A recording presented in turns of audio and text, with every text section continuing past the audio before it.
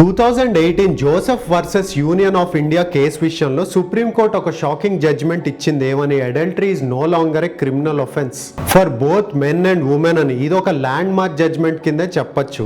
ఎందుకంటే ఈ adultery section 497 ఏదైతే 2018 ముందు వరకు ఉందో అది ఆల్మోస్ట్ 150 ఇయర్స్ నుంచి ఉంది మన ఇండియాలో. ఈ లాని పెట్టింది 1860లో, అది కూడా బ్రిటిష్ వాళ్ళు ఉన్న టైంలో. అది తీసేయడం జరిగింది జోసెఫ్ కేసు తర్వాత. ఈ సెక్షన్ గురించి వన్ లైన్ లో చెప్పేస్తాను. ఈ జోసెఫ్ కేసు కూడా చాలా ఇంట్రెస్టింగ్ కేసు. దానిపైన ఫుల్ వీడియో కావాలి అంటే కమెంట్ చేయండి. ఖచ్చితంగా రెస్పాన్స్ బాగుంటే దాని మీద ఒక ఫుల్ వీడియో చేసి పెడతాను. ఇంకా మన టాపిక్ లోకి వస్తే సెక్షన్ 497 లా ప్రకారం మ్యారీడ్ ఉమెన్ వేరే అబ్బాయితో రిలేషన్ లో ఉంటే ఆ అబ్బాయిని 5 ఇయర్స్ జైల్లో పెట్టడం ఇవన్నీ చేసేవాళ్ళు. బట్ ఆ ఇల్లీగల్ అఫేర్ పెట్టుకున్న అమ్మాయికి మాత్రం ఎలాంటి పనిష్మెంట్ లేదు. బేసికలీ లా ఏం చెప్తుంది అంటే ఉమెన్ కి పర్సనల్ డెసిషన్ ఉండదు. తను హస్బెండ్ ప్రాపర్టీ లాగా ట్రీట్ చేసేవారు 2018 ముందు వరకు. 2018లో ఈ జోసెఫ్ కేసు అయినప్పుడు 5 సుప్రీం కోర్ట్ జడ్జెస్ ఒక స్ట్రాంగ్ డెసిషన్ తీసుకున్నారు. ఏమని? Adultery is not a crime anymore and section 497 is gender biased unconstitutional కింద చెప్తూ ఈ సెక్షన్ ని తీసేశారు.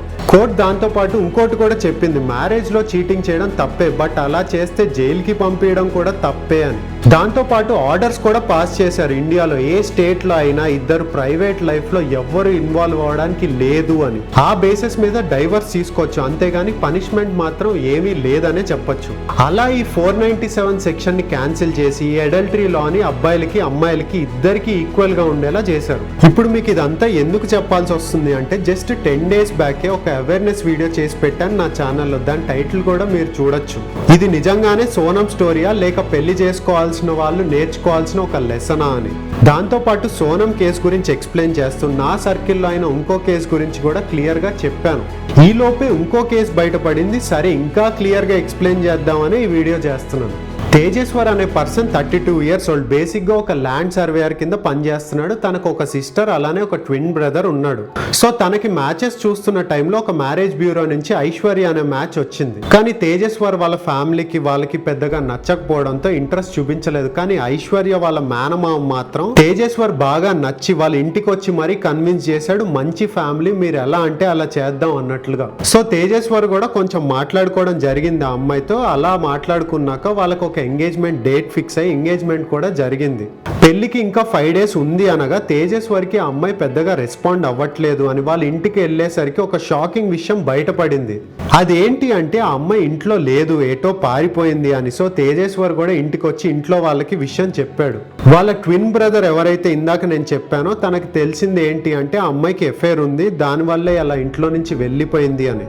సో అలాంటి మ్యాచ్ మనకు వద్దు అని కొంతమంది పెద్ద మనుషుల మధ్యలో కూర్చుని వాళ్ళు సెటిల్ చేసేసుకోవడం జరిగింది. వాళ్ళకి వీళ్ళకి ఎటువంటి సంబంధం లేదు అని. మళ్ళీ కొన్ని రోజుల తర్వాత ఆ అమ్మాయి తేజేశ్వర్కి మెసేజ్ చేయడం స్టార్ట్ చేసింది. నేను మా అమ్మ పెళ్లికి ముందు టార్చర్ పెడుతుంది ఫైనాన్షియల్ ప్రాబ్లమ్స్ వల్ల, ఆ ప్రెషర్ తట్టుకోలేకే నేను ఇంట్లో నుంచి పారిపోయాను అని చాలా స్మార్ట్ గా చెప్పింది. ఎలా అయితే నా ముందు వీడియోలో రాజా వాళ్ళ అమ్మ అడిగితే ఆఫీస్ వర్క్ అని చెప్పి మన సోనం మేడం ఎలా అయితే మంచి యాక్షన్ చేసిందో సేమ్ అదే టైప్ లో.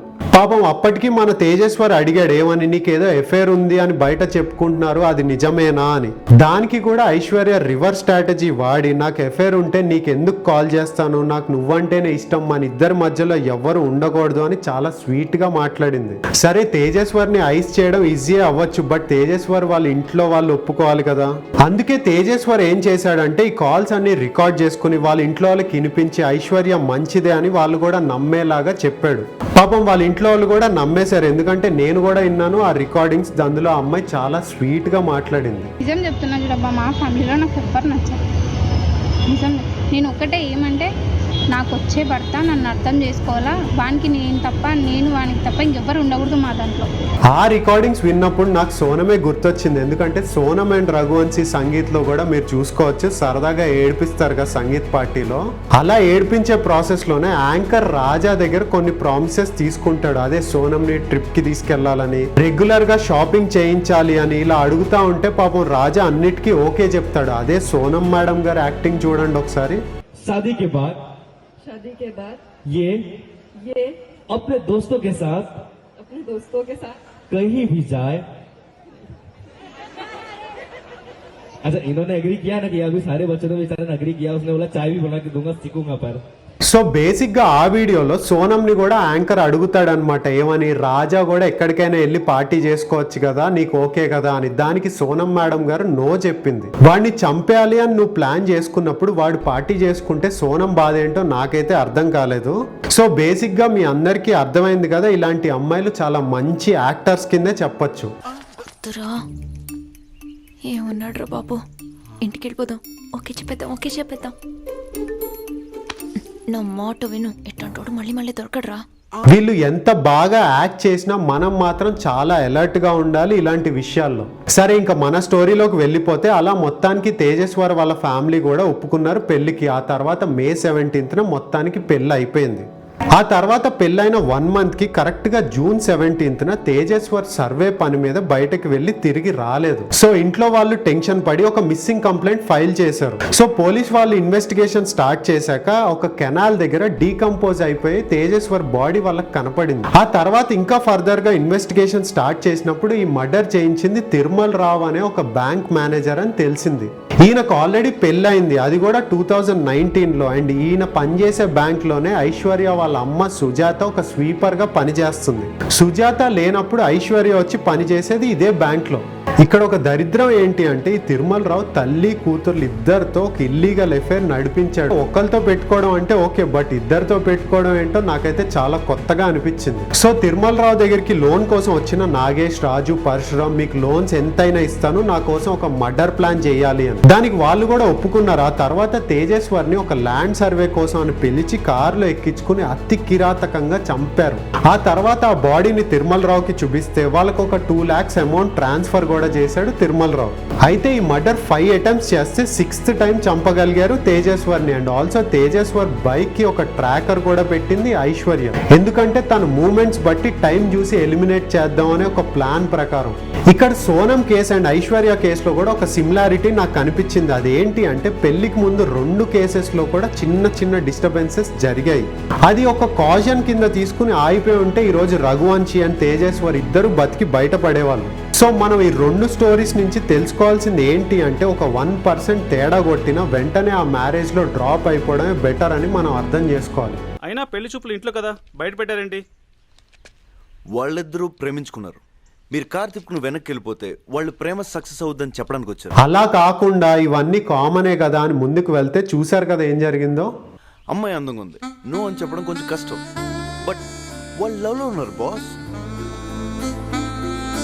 ఇక్కడ ఇంకొక చిన్న కాన్సెప్ట్ ఐశ్వర్య మిస్ అయింది అని నాకు అనిపించింది. అదేంటి అంటే, తిరుమల రావు పెళ్లి చేసుకున్న వైఫ్ ని మోసం చేస్తున్నాడు, ఐశ్వర్య వాళ్ళ అమ్మని మోసం చేస్తున్నాడు, రేపు ఐశ్వర్యాని కూడా అంతే ఈజీగా మోసం చేస్తాడు అని ఐశ్వర్య రియలైజ్ అయ్యి ఉంటే బాగుండేది అనిపించింది. సో ఈ ఇయర్ లోనే ఇలా పెళ్లి చేసుకుని మన ఇండియాలో హస్బెండ్ ని చంపేయడం ఇది 18th కేస్. సో ఇప్పుడు జనరల్ గా ఏ అబ్బాయి అయినా అమ్మాయి అయినా అరేంజ్డ్ మ్యారేజ్ చేసుకుంటున్నారు అంటే వాళ్ళకి ఎవరు లేరనే అనుకునే వాళ్ళం. ఒకవేళ ఉన్న ఇంట్లో ఫైట్ చేసి లేదంటే ఇంట్లో నుంచి వెళ్ళిపోయి మరీ పెళ్లి చేసుకునే వాళ్ళు ఒక 5 years ముందు వరకు.